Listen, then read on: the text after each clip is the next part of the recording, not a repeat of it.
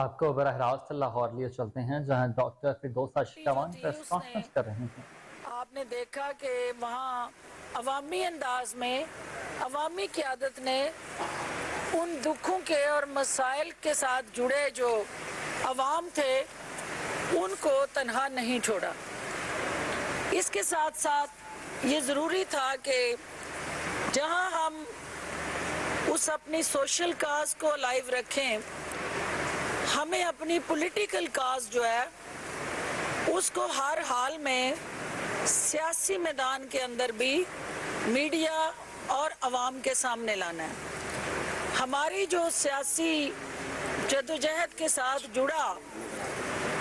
ایک عزم اور اس پاکستان کے ساتھ جڑی جو ہماری لازوال محبت ہے،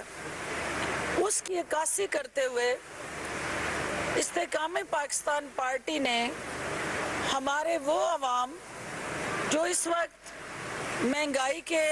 متاثرین ہیں، جو بجلی کے بلوں کے ستائے ہوئے ہیں، جو پٹرول بم کی شکل میں اپنے اوپر گرنے والے ہر بوجھ کو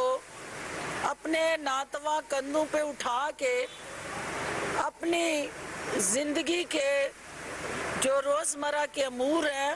ان کو گزارنے کے لیے تگ و دو کر رہے ہیں، تو ہم نے ان کو ڈیفینیٹلی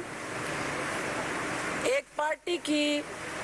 ہماری جو سینٹرل ایگزیکٹو کمیٹی ہے اس کے فیصلوں کی روشنی میں جہانگیر ترین صاحب کی قیادت اور علیم خان صاحب کی صدارت میں یہ فیصلہ کیا کہ ہم ان کو تنہا نہیں چھوڑیں گے۔ ہم ان عوام کے ساتھ سیاسی طور پہ ہر طرح کندھے سے کندھا لگا کے کھڑے ہوں گے، اور ہماری سیاست جو ہے وہ پاکستان کے سیاسی نظام کو ترجمان استحکام پاکستان پارٹی کے مرکزی سیکرٹری اطلاع ڈاکٹر فردوس اشکوان کی نیوز کانفرنس کہتی ہے کہ ہم نے 2 عوامی اجتماعات کیے ہیں، دونوں جلسے ہماری سوشل لاہور میں ڈاکٹر فردوس اشکوان نیوز کانفرنس کر رہی تھی۔ ان کا کہنا تھا کہ